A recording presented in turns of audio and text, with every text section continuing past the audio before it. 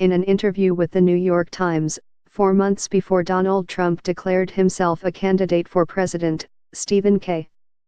Bannon indicated that he was not prepared to take the celebrity businessman seriously.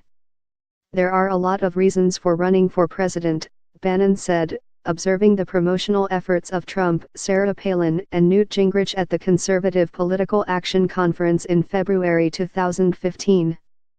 "And getting to 1600 Pennsylvania Avenue often isn't one of them." With Trump and Bannon now at a low point in their relationship, he lost his mind, the president said of his former chief strategist Wednesday. "It is worth remembering that the dynamic between the two men has always been complicated." Yes, Bannon's Breitbart News outfit boosted Trump's candidacy. Yes, Trump made Bannon his campaign chief executive. But their union hit rough patches before Wednesday's epic falling out. According to a forthcoming book by journalist Michael Wolff, in which Bannon is quoted extensively, Trump only put Bannon in charge of his campaign at the urging of major donors Robert and Rebecca Mercer. Here's an excerpt.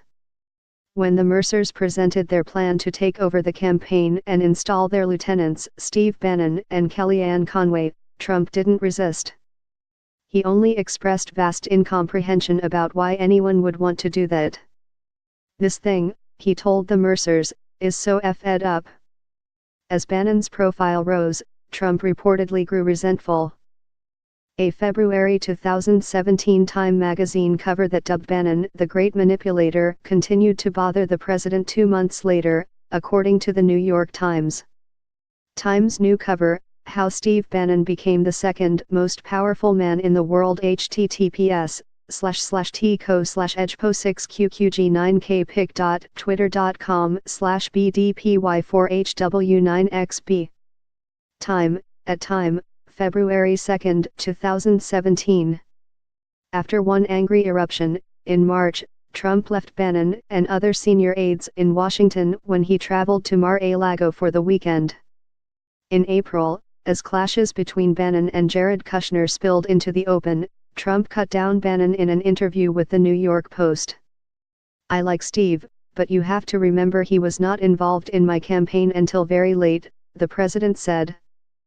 "I had already beaten all the senators and all the governors, and I didn't know Steve." Trump made a similar point when he disowned Bannon on Wednesday, saying, "Steve was a staffer who worked for me after I had already won the nomination by defeating 17 candidates." Bannon hung on to his job until August, but, when he left and immediately returned to Breitbart News, he began to vent criticisms of the president. Speaking to the Weekly Standard on the day of his ouster, Bannon declared that the Trump presidency that we fought for, and won, is over. A few days later, when Trump unveiled a plan to send more U.S. troops to Afghanistan, Breitbart's coverage was overwhelmingly negative.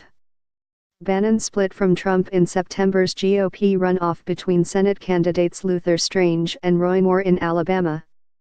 Bannon went so far as to suggest that he understood Trumpism better than Trump himself, telling Sean Hannity that the president had made a mistake by backing Strange and that Moore would be better for Trump's agenda, whether Trump realized it or not.